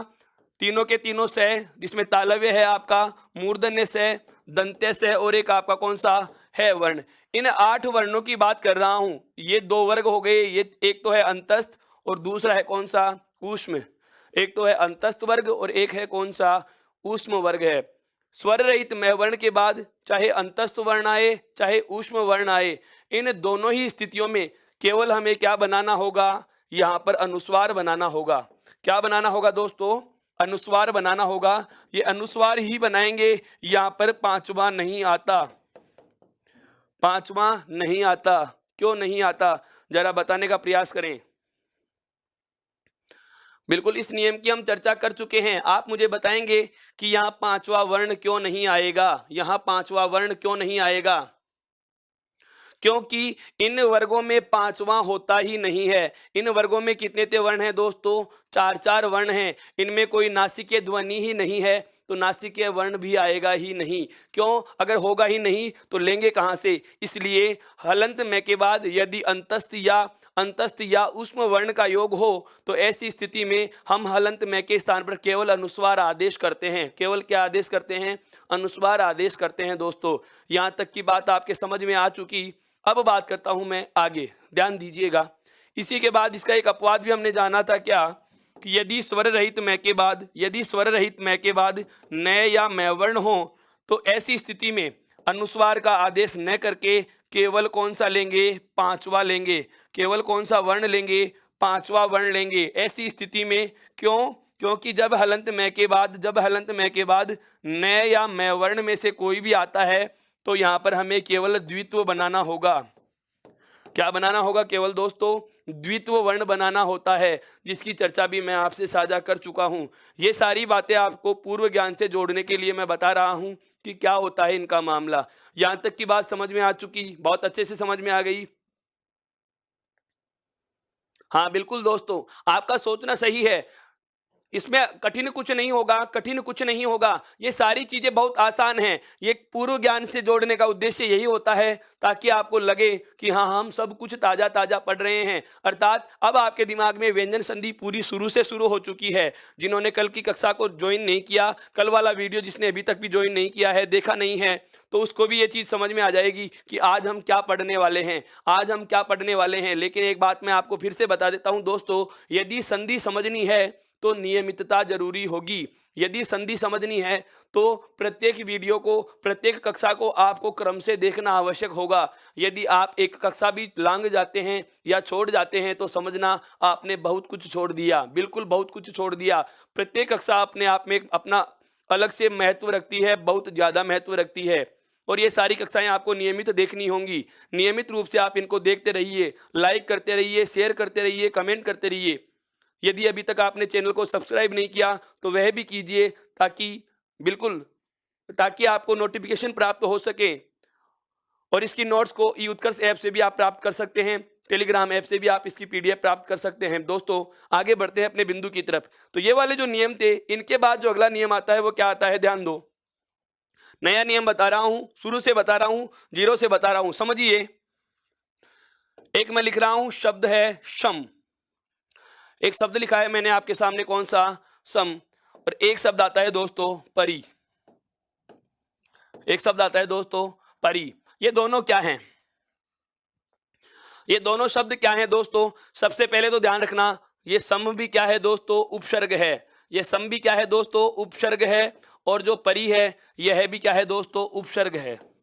क्या है ये, उपसर्ग है। अब मैं इन दोनों के दो नियम एक साथ लेने वाला हूं, दोनों के दोनों नियम एक साथ लेने वाला हूं। क्यों, क्योंकि इसमें एक जैसा ही नियम लगेगा। क्या लगेगा दोस्तों, कि यदि सम उपसर्ग के बाद में किसका योग हो, क्री धातु से बने शब्द का योग हो। किसका योग हो, क्री धातु से बने शब्द का योग हो। बहुत आराम से सुनिए इसको। यदि सम उपसर्ग के बाद क्री धातु से बना शब्द आए, कौन सा होगा बताऊंगा, थोड़ा धैर्य रखिए। क्री धातु से बनने वाले शब्द कौन कौन से होते हैं, अभी मैं आपके सामने संपूर्ण शब्दों को लिख दूंगा कि कौन कौन से शब्द होते हैं जिनका निर्माण क्री धातु से होता है। ठीक उसी प्रकार से एक नियम हम पढ़ेंगे, क्या कि परी उपसर्ग के बाद में क्या आ जाए, क्री धातु से बने शब्द आ जाए। क्या आ जाए दोस्तों, क्री धातु से बना शब्द आ जाए। वापस से समझना इस चीज को। हमारा नियम क्या है, एक तो है क्या कि सम उपसर्ग के बाद क्री धातु से बना कोई शब्द आए। दूसरा नियम क्या होगा कि परी उपसर्ग के बाद क्रिया धातु से बना कोई शब्द आए, इन दोनों को मैं एक साथ बोर्ड पर इसलिए ले रहा हूं क्योंकि इन दोनों में बाद वाला पद समान है। इन दोनों में बाद वाला पद क्या है दोस्तों? समान है। परी उपसर्ग के बाद में भी वही शब्द जुड़ेंगे, सम उपसर्ग के बाद में भी वही शब्द जुड़ेंगे, और वो शब्द कौन से हैं? क्रिया धातु से बनने वाले हैं। अब क्रिया धातु से बनने वाले शब्द कौन कौन से होते हैं मैं आपके सामने उल्लेखित कर रहा हूं। देखिए, एक तो आता है क्रिया धातु से बनने वाला शब्द कृत। एक शब्द तो कौन सा आता है दोस्तों? कृत। एक आता है दोस्तों कृति। एक आता है दोस्तों करण। एक आता है दोस्तों कारक। एक आता है दोस्तों कार्य। एक दोस्तों आता है कर्ता। वापस से सुनिए, प्रथम पद के रूप में यहां पर तो कौन सा उपसर्ग है? सम उपसर्ग। और यहां पर है हमारे पास कौन सा? परी उपसर्ग। लेकिन दूसरा पद दोनों में समान है, दोनों ही नियमों में दूसरा पद समान है, और वह नया जो दूसरा पद दोनों में ही समान है वह क्या है दोस्तों? क्रिया धातु से बना शब्द है। क्या है दोस्तों? क्रिया धातु से बना शब्द है। कौन सी धातु से? क्रिया धातु से बना हुआ शब्द है। क्रिया धातु से बना हुआ शब्द है। और क्रिया धातु से बनने वाले शब्द कौन कौन से हैं वे मैंने आपके सामने लिख दिए हैं। एक तो कौन सा है? कृत है, कृति है, करण है, कारक है, कार्य और कर्ता। कृत, कृति, कारक, कारण, कार्य और कर्ता, ये 6 शब्द हैं। मेरा कहने का मतलब यह हुआ कि इन 6 के 6 शब्दों का योग ही तो हम किसके साथ करने वाले हैं दोस्तों? सम उपसर्ग के साथ करने वाले हैं। किसके साथ में करने वाले हैं? सम उपसर्ग के साथ। और इन्हीं 6 का प्रयोग हम किसके साथ में करने वाले हैं दोस्तों? परी उपसर्ग के साथ में करने वाले हैं। अब परी उपसर्ग के साथ में ये 6 जुड़ेंगे तो क्या बदलाव होगा, और सम उपसर्ग के साथ में जब ये 6 जुड़ेंगे तो क्या बदलाव होगा? इन दोनों नियमों की चर्चा करते हैं आगे। देखिए ध्यान से, तो हमारा जो नियम है अगला, जो भी नियम नंबर 8 है या 9 है, तो नियम क्या होगा? पहले नियम सुनिए, उसके बाद उदाहरण पे आते हैं। नियम क्या है कि यदि परी उपसर्ग हो, क्या हो दोस्तों? परी उपसर्ग हो। यदि परी उपसर्ग के बाद या परी उपसर्ग के साथ क्रिया धातु से बना शब्द आए, कौन सी धातु से बना शब्द है दोस्तों? क्रिया धातु से बना शब्द हो,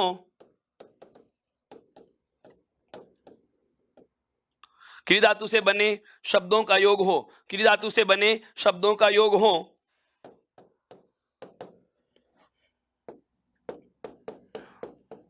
तो बदलाव क्या होगा? वह बात बहुत आराम से समझनी है। इस चीज को, इस पूरी परिभाषा को मैं एक शॉर्ट प्रारूप में लिख रहा हूं। अब तक मैंने क्या लिखा है?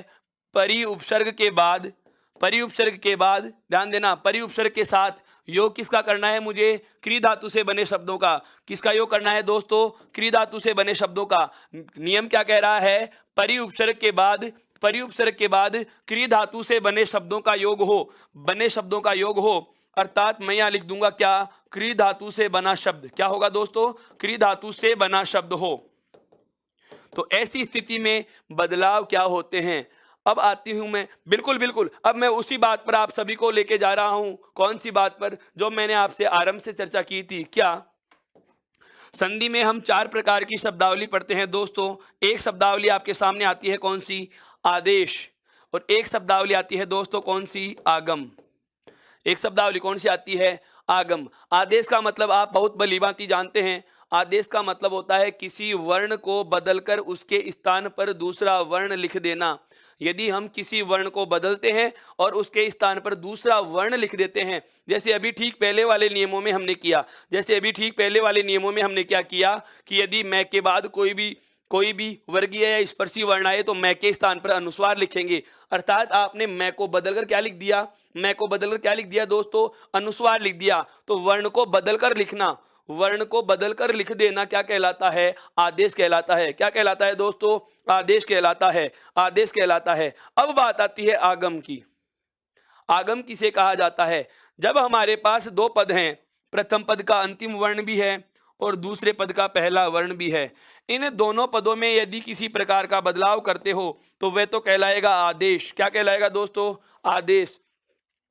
और यदि इन दोनों वर्णों के अलावा आप कोई नया वर्ण लिख रहे हो, सुनना बहुत गौर से, जो हमारे पास संधि पद होते हैं, संधि वर्ण होते हैं योग के, जिनके ठीक दोनों तरफ जो दो वर्ण होते हैं, यदि आप उन्हीं में से किसी वर्ण को बदलकर या उन दोनों को बदलकर कोई दूसरा वर्ण लिखो तो उसे कहा जाएगा दोस्तों आदेश। क्या कहा जाएगा? आदेश। लेकिन यदि इन्हीं दोनों के अलावा इनके मध्य अन्य कोई वर्ण लूं, अर्थात नया वर्ण लिख रहा हूं मैं, कोई नया वर्ण लिखूंगा, नया वर्ण लिखना जो होता है उसे क्या कहलाता है? उसे क्या कहा जाता है दोस्तों? आगम कहा जाता है। क्या कहा जाता है दोस्तों? आगम कहा जाता है। मेरी बात आप वापस से समझिए। आदेश का मतलब होता है वर्ण को बदलकर उसके स्थान पर दूसरा लिख देना। वर्ण को बदलकर उसी के स्थान पर दूसरा लिख देना क्या कहलाता है दोस्तों? बिल्कुल, क्या कहलाता है दोस्तों? आदेश कहलाता है। आगम कहलाता है, किसे कहते हैं आगम? आगम होगा जब हम अपनी तरफ से कोई नया वर्ण जोड़ेंगे। जब हम अपनी तरफ से कोई नया वर्ण जोड़ेंगे तो उसे क्या कहा जाएगा दोस्तों? आगम कहा जाएगा। देखो कैसे, हमारा जो नियम है, नियम क्या है? परि उपसर्ग है और उसके बाद में क्री धातु से बना कोई शब्द है, क्री धातु का शब्द है, क्री धातु का शब्द। अब यदि परि उपसर्ग के बाद में क्री धातु से बना कोई शब्द हो तो इन दोनों के मध्य दोस्तों एक बहुत गजब की चीज लिखने वाला हूं, समझना ध्यान से। इन दोनों के मध्य ये कौन सा से लिखा है मैंने? यह कौन सा से लिखा है मैंने? ध्यान दे जरा। बिल्कुल, ये कौन सा से है दोस्तों? मूर्धन्य। कौन सा से है ये? मूर्धन्य से है। मैं बार बार बता रहा हूं, वर्णों के उच्चारण स्थान के आधार पर जो वर्णों का वर्गीकरण किया था उसमें ये जो 3 से होते हैं, जिसे हम से संकर, षटकोण और स्लेट वाला से बोला करते हैं, ध्यान देना, इसे कहा जाता है तालव्य से। कौन सा कहा जाता है दोस्तों? तालव्य। यह होता है आपका कौन सा? यह होता है दोस्तों मूर्धन्य। यह क्या होता है दोस्तों? मूर्धन्य। और इसे कहा जाता है क्या? दंत्य। इसे क्या कहा जाता है दोस्तों? दंत्य। और ये क्या है? से वर्ण है। और मैंने आपको एक चीज शुरू में बताई थी कि हिंदी की वर्णमाला के आगे कौन सा प्रत्यय लगाकर बोला जाता है? कार प्रत्यय लगाकर बोलते हैं। कौन सा प्रत्यय जोड़कर बोलते हैं दोस्तों? कार प्रत्यय जोड़कर बोलते हैं। कौन सा प्रत्यय जोड़कर बोलते हैं? कार प्रत्यय जोड़कर बोलते हैं। तो मैं इसे ये कहूंगा मूर्धन्य सकार। क्या कह दूंगा दोस्तों? मूर्धन्य सकार बोल दूंगा। क्या बोल दूंगा? क्योंकि ये मूर्धा से बोला जाता है इसलिए तो इसे क्या कहा? मूर्धन्य। और से वर्ण है, इसके आगे मैंने को कौन सा प्रत्यय जोड़ना था? कार प्रत्यय जोड़ना था। अर्थात से वर्ण के आगे मैंने कार प्रत्यय जोड़कर क्या बोल दिया? इसको सकार बोल दिया। क्या बोल दिया दोस्तों? सकार बोल दिया। वापस से सुनना एक एक बात को। अब पूरा नियम मैं परिभाषा के शब्दों में बांध रहा हूं। अब मैं पूरे नियम को परिभाषा के शब्दों में बांध रहा हूं। परिभाषा के शब्दों में मैं क्या कहूंगा इसको कि यदि परि उपसर्ग के बाद क्री धातु से बना कोई भी शब्द योग करता है, यदि परि उपसर्ग के बाद क्री धातु से बना कोई भी शब्द योग करता है तो इन दोनों के मध्य मूर्धन्य सकार का आगम हो जाता है। मूर्धन्य सकार का दोस्तों क्या करना है? आगम करना है। आगम का मतलब समझ में आया? अपनी तरफ से जोड़ देना है। हमारे जो दो पद होते हैं दोनों में ही कहीं मूर्धन्य सकार नहीं होगा, लेकिन जैसे ही आप शब्द जोड़ोगे तो उनके बीच में हमें मूर्धन्य सकार अर्थात षटकोण वाला से लिखना ही होगा। अब आते हैं उदाहरण पे। क्री धातु से बनने वाले शब्द कौन कौन से थे दोस्तों? मैं यहां लिख रहा हूं, एक बार वापस से लिख देता हूं। देखो, एक तो आता है कौन सा? कारक। एक क्या आता है? कृति। एक क्या आता है दोस्तों? कृत। एक क्या आता है? करण। एक आता है क्या दोस्तों? कार्य। और एक क्या आता है आपका? कर्ता। ये 6 शब्द हैं मोस्टली। इन 6 के 6 शब्दों को हमें किसके साथ जोड़ना है? परि के साथ जोड़ना है। तो इनके दान देना कैसे? एक तरफ तो परि रहेगा, एक तरफ इन 6 में से कोई भी शब्द होगा और बीच में क्या जोड़ना है? मूर्धन्य सकार। तो शब्द देखो कैसे बनेगा। सबसे पहले मैं लूंगा परि और कारक को।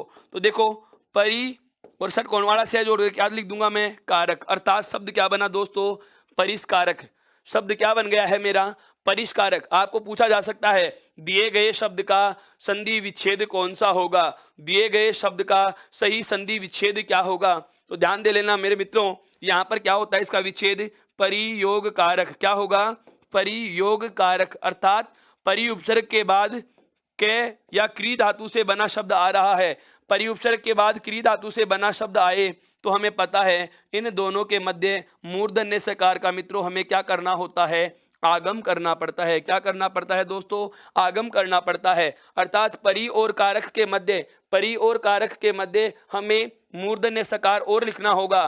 तो नया शब्द क्या बन जाएगा? नया शब्द क्या बन जाएगा? देखो, परी और उसके बाद, परी और उसके बाद हमें क्या लेना है? वही आगम वाला वर्ण, और उसके आगे हमें क्या लिख देना होगा दोस्तों? कारक लिख देना होगा। क्या लिख देना होगा? कारक लिख देना होगा। यह बात आपको बहुत अच्छे से समझ में आ गई होगी।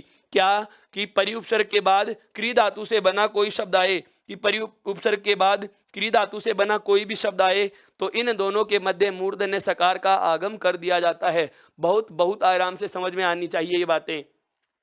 बिल्कुल इस प्रकार का शब्द देकर के आपको संधि विच्छेद भी पूछ सकता है और संधि का नाम भी पूछ सकता है। और संधि का नाम यदि देता है तो पहला विकल्प आपको विसर्ग संधि देगा। पहला विकल्प आपको विसर्ग संधि देगा, जो पूर्णतः गलत होगा। विसर्ग संधि क्यों देता है उसकी वजह भी मैं बता देता हूं आपको। क्या होता है, एक विसर्ग संधि की बेसिक सी पहचान बता रहा हूं।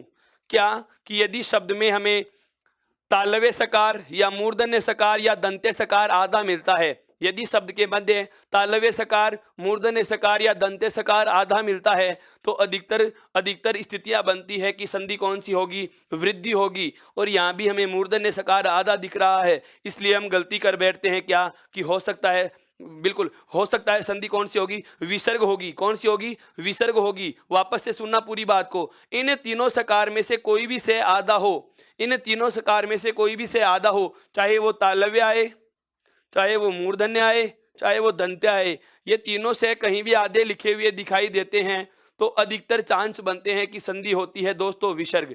कौन सी होती है? विसर्ग होती है। जब विसर्ग संधि पढ़ेंगे उस समय इनकी बात बताऊंगा कि ये क्यों आते हैं आधे, वजह क्या होती है। बिल्कुल ये एगोस के योग में आधे बनते हैं, मैं बताऊंगा, जिसे संस्कृत में सत्व विसर्ग संधि कहा जाता है। क्या कहा जाता है दोस्तों? सत्व विसर्ग संधि कहा जाता है। लेकिन हमें ध्यान देने की बात यहाँ पर यह है कि मूर्धन्य सकार का यहाँ क्या हो रहा है? आगम।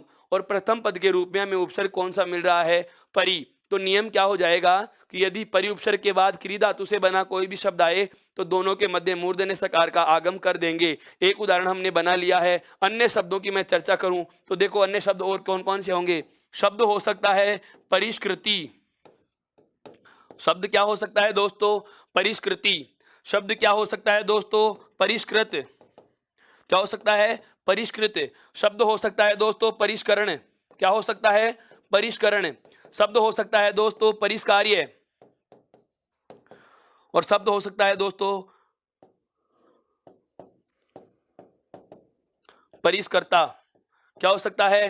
परिष्कर्ता। एक शब्द आपको और पता होगा, एक शब्द आता है परिष्कार। शब्द क्या आता है दोस्तों? परिष्कार। इसे भी आप इसी में शामिल करेंगे। कार भी क्री धातु से ही बनने वाला शब्द है। तो इस प्रकार से हमें पता लगा क्या? कि यदि परिउपसर्ग के बाद क्री धातु से बना कोई शब्द हो तो इन दोनों के मध्य मूर्धन्य सकार का आगम हो जाता है। मूर्धन्य सकार का क्या हो जाता है दोस्तों? आगम हो जाता है। एक बार इसका स्क्रीनशॉट ले लीजिए, फिर हम आगे वाले नियम पे चलते हैं। यह आपका नियम नंबर 8 हो जाएगा। यह आपका कौन सा नियम हो जाएगा? 8वां नियम हो जाएगा दोस्तों। अब इसके बाद हम आगे चलते हैं। एक बार इसका स्क्रीनशॉट ले लीजिए। अब बढ़ते हैं आगे। ये 8 नियम हो गए। एक तो हो गया परिउपसर्ग का। अभी मैंने एक चर्चा की कि परिउपसर्ग के साथ साथ ही हम क्या करने वाले हैं? आगे वाला पद तो होगा क्री धातु से ही, लेकिन जो ये पहला पद है परिउपसर्ग, इसकी जगह हमें कौन सा उपसर्ग लेना है दोस्तों? सम उपसर्ग लेना है। कौन सा उपसर्ग लेना है दोस्तों? सम उपसर्ग लेना है। और बाकी पूरा नियम ऐसा का ऐसा ही रहे, बाकी पूरा नियम ऐसा का ऐसा ही रहे। तो आप यहाँ पर क्या बदलाव करोगे? ध्यान देना दोस्तों, मैं नियम की चर्चा कर रहा हूं। अगला नियम मैंने आरंभ कर लिया है। क्या?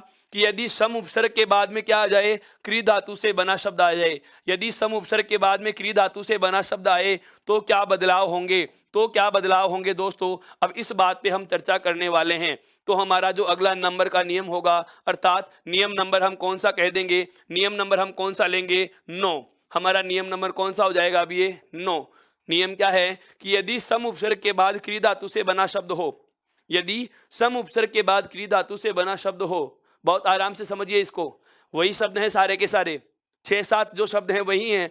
तो यदि सम उपसर्ग के बाद क्री धातु से बना शब्द आए, यदि सम उपसर्ग के बाद क्री धातु से बना कोई शब्द आए तो आप क्या बदलाव करोगे, तो आप क्या बदलाव करोगे, इस बात पर हम चर्चा करने वाले हैं। देखिए दोस्तों, यदि यदि सम उपसर्ग के बाद क्रिया धातु से बना शब्द आए तो यहां पर दो प्रकार की स्थितियां आ गई। एक तो क्या आ गया, इस शब्द को मैं पूरा अलग करके लिखूं तो मैं ऐसे ही तो लिखूंगा सहयोग में। ये मैंने क्यों किया, ये मैंने क्यों किया, इसकी वजह क्या है, इसकी वजह यह है कि मुझे प्रथम पद का अंतिम वर्ण अलग चाहिए था, लिख लिया मैंने बाहर। और इधर इन छह में से कोई सा भी वर्ण ले लो, कोई सा भी शब्द ले लो, चाहे आप कारक ले लीजिए, चाहे कृति ले लीजिए, चाहे कृत ले लीजिए, चाहे करण लीजिए, चाहे कार्य लीजिए, चाहे कर्ता लीजिए और चाहे कार लीजिए। दोस्तों, इन सभी में पहला वर्ण क्या आ रहा है, इन सभी में पहला वर्ण जो आ रहा है वह कौन सा आ रहा है, कै वर्ण आ रहा है। इसको एक बार जरा गौर से देखें, नियम को सुनना बहुत आराम से। इस एक नियम में दो नियम होते हैं, इसीलिए तो हम गलतियां करते हैं। मेरा पूरा उद्देश्य क्या था कि संधि को हम कोरिलेटेड करके पढ़ेंगे, मैंने आपको बहुत अच्छे से ये बात बता रखी है, इसीलिए मैं अब जोड़ रहा हूं इस चीज को कि देखो एक ही शब्द में दो दो नियम लग रहे हैं, एक ही शब्द में दो नियम लगते हैं, हम केवल एक ही बात को रट के चले जाते हैं। अभी हमने ठीक पहले नियम पढ़ा है, कौन सा नियम पढ़ा है कि यदि यदि हलंत में के बाद, यदि हलंत में के बाद कैसे मैं तक कोई भी वर्ण आए तो इस हलंत में के स्थान पर दोस्तों हम अनुस्वार बना रहे थे। हम क्या बना रहे थे दोस्तों, अनुस्वार बना रहे थे। ध्यान दीजिएगा, हम क्या बना रहे थे दोस्तों, अनुस्वार बना रहे थे। ये रहा नियम आपके सामने कि यदि हलंत में के बाद कैसे मैं तक कोई भी वर्ण आए तो हलंत में के स्थान पर क्या बनता है दोस्तों, अनुस्वार बनता है। और अभी इसी उपसर्ग वाले नियम में जैसे हम देखते हैं तो हमें यह प्राप्त हो रहा है कि हलंत में के बाद कै वर्ण आ गया, हलंत में के बाद क्या आ गया, कै वर्ण आ गया। तो दोस्तों यहां भी हमें क्या करना होगा, यहां भी हमें क्या करना होगा, इस हलंत में के स्थान पर अनुस्वार बनाना होगा। एक बात यहां भी हमें क्या बनाना होगा, अनुस्वार बनाना होगा। ये क्यों बनाया, क्योंकि हलंत में के बाद में क्या लिखा हुआ है दोस्तों, हलंत में के बाद में क्या लिखा हुआ है, कै वर्ण लिखा हुआ है। क्या लिखा हुआ है, कै वर्ण लिखा हुआ है। यह तो एक बदलाव हो गया, लेकिन जो दूसरा महत्वपूर्ण नियम था वह नियम क्या सुन रहा कह रहा है कि उपसर्ग यदि सम है और उसके बाद में क्रिया धातु का कोई शब्द आए तो इन दोनों के मध्य, अब समझना, तो इन दोनों के मध्य यह कौन सा से लिखा है मैंने, यह कौन सा से लिखा है दोस्तों, आपको पता है। अभी अभी मैंने आपको बताया था क्या, अभी अभी मैंने चर्चा की कि यह होता है तालव्य सकार। ये कौन सा होता है दोस्तों, तालव्य। मैं बहुत बार इनको लिख दूंगा, ये याद हो जाएंगे आपको। ये होता है दोस्तों मूर्धन्य और ये क्या होता है दोस्तों, दंत्य। यह कौन सा होता है, दंत्य सकार होता है, अर्थात यहां दंत्य सकार का आगम होगा। यहां क्या होगा दोस्तों, दंत्य सकार का आगम होगा। अब पूरा नियम आराम से सुनिए, अब इस पूरे नियम को मैं चर्चा में लेने वाला हूं, आराम से सुनना इसको। नियम क्या है दोस्तों, नियम क्या है मेरा कि यदि सम उपसर्ग के बाद, यदि सम उपसर्ग के बाद क्रिया धातु से बना कोई भी शब्द आए, यदि सम उपसर्ग के बाद क्रिया धातु से बना कोई भी शब्द आए, यदि सम उपसर्ग के बाद क्रिया धातु से बना कोई भी शब्द आए तो हलंत में के स्थान पर तो अनुस्वार बना देंगे, एक चीज। और इन दोनों के मध्य, इन दोनों के मध्य क्योंकि उपसर्ग है और इधर क्रिया धातु का शब्द है, इसलिए हमें से का आगम करना है, इसलिए हमें क्या करना है, से का आगम करना है। और वह से कौन सा होगा दोस्तों, दंत्य वाला से होगा। कौन सा होगा दोस्तों, दंत्य वाला से होगा। अब बात आती है सर याद कैसे रहे कि कहाँ दंत्य वाला से आएगा और कहाँ पर मूर्धन्य से आएगा, या मैं कहूँ कौन सी जगह षटकोण वाला से लिखेंगे और कौन सी जगह स्लेट वाला से लिखेंगे। आपको रटना नहीं है दोस्तों, इसका लॉजिक समझिए। एक उपसर्ग है हमारे पास कौन सा, परी, और एक उपसर्ग कौन सा है, सम। और इन दोनों ही स्थितियों में हमें क्या करना है, सकार का आगम करना है। क्या करना है, आगम करना है। देखो ये पै पतंग की तरह लिखा हुआ है पै, अब पै वर्ण वाला जहां भी उपसर्ग दिखे तो आपको पै पतंग वाले से का आगम करना होगा। ऐसा से जिसे लिखने के लिए पै पतंग लिखना पड़ रहा है वह तो परिउपसर्ग में आएगा।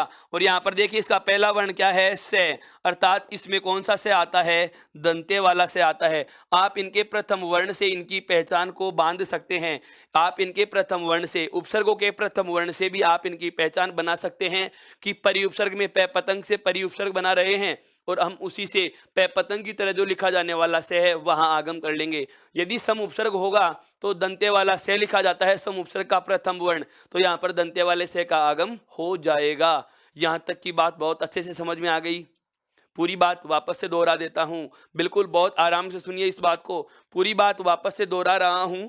नियम क्या है कि यदि सम उपसर्ग के बाद क्री धातु से बना कोई शब्द हो, यदि सम उपसर्ग के बाद क्री धातु से बना कोई भी शब्द हो, तो इन दोनों के मध्य इस जोड़ के चिन्ह के स्थान पर तो हमें से स्लेट वाला से अर्थात दंते से लिखना ही होगा, लेकिन इस हलंत में के स्थान पर हमें क्या बना देना है दोस्तों, अनुस्वार बना देना है। क्या बना देना है दोस्तों, अनुस्वार बना देना है। अब आपके सामने मैं रखता हूं इसके कुछ उदाहरण, देखिए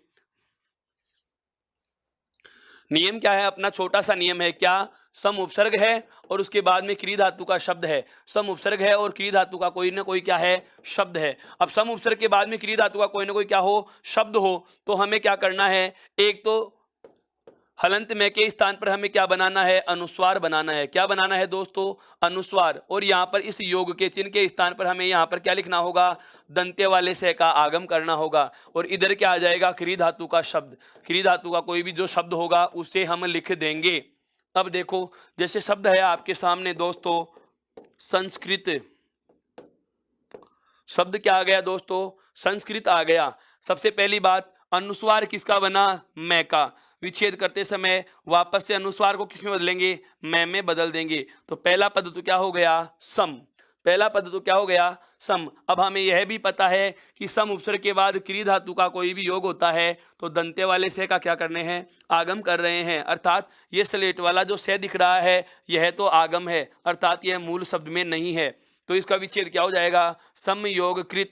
विच्छेद क्या हो जाएगा दोस्तों, समयोग कृत। या मैं कहूं कि सम उपसर्ग के बाद हमें कौन सा वर्ण मिल रहा है, क्री धातु से बना शब्द मिल रहा है। तो यदि सम उपसर्ग के बाद ये क्री धातु से बना कोई भी शब्द आए, सम उपसर्ग के बाद क्री धातु से बना कोई भी शब्द आए, तो हमारा नियम क्या कह रहा है कि इन दोनों के मध्य या तो क्या कर लेंगे, दंते सकार का आगम, यहाँ तो क्या करेंगे, दंते सकार का आगम। और इस हलंत में के स्थान पर क्या बना लेंगे दोस्तों, अनुस्वार। और इधर हमारा मूल रूप क्या बच जाएगा, इधर हमारा मूल रूप क्या बच जाएगा, से। और अंत में क्या बचा हुआ है दोस्तों, कृत।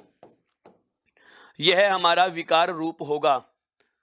कैसे किया मैंने, वापस से सुनना, मैंने कैसे लिखा यह सब कुछ। नियम क्या था, सम उपसर्ग के बाद क्री धातु का शब्द आ जाता है तो हमें इन दोनों के मध्य, देखो ये दंते सकार का तो आगम किया है, दंते सकार का तो क्या करना है, आगम करना है।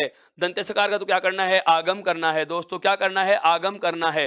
और हलंत में की जगह क्या बना लेना है, हमें अनुस्वार बना लेना है। क्या बना लेना है दोस्तों, अनुस्वार बना लेना है। अब इन सबको जोड़कर लिखेंगे तो इन सबका जोड़कर देखो कैसे लिखा जाएगा। सबसे पहले से का से लिख दिया, उसके बाद में हलंत में के स्थान पर, उसके बाद हलंत में के स्थान पर हमने क्या लगा लिया, अनुस्वार लगा लिया। उसके बाद दोनों के मध्य हमने क्या किया है, दंते सकार का आगम। इसके बाद दोनों के मध्य क्या कर लिया दोस्तों, दंते सकार का आगम कर लिया। और लास्ट में कौन सा आ जाएगा, क्री धातु का शब्द आ जाएगा। लास्ट में क्या आ जाएगा दोस्तों, क्री धातु का शब्द आ जाएगा। अर्थात संस्कृत में सम प्लस कृत, अर्थात सम उपसर्ग के बाद क्री धातु से बना शब्द था तो हलंत में का तो बना लिया अनुस्वार। और ये जो हम दंते वाला से आधा लिख रहे हैं यह क्या है, यहाँ पे आगम वर्ण है। कौन सा है दोस्तों, आगम वर्ण है।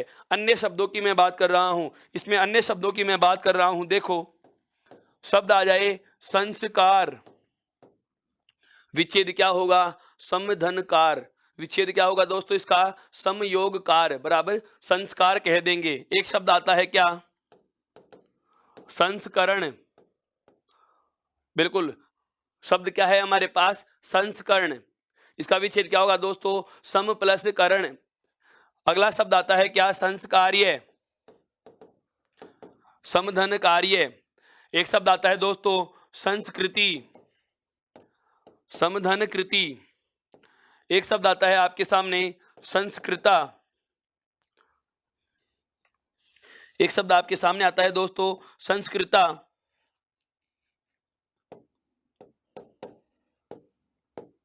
बिल्कुल, एक शब्द आता है क्या, संस्कारक।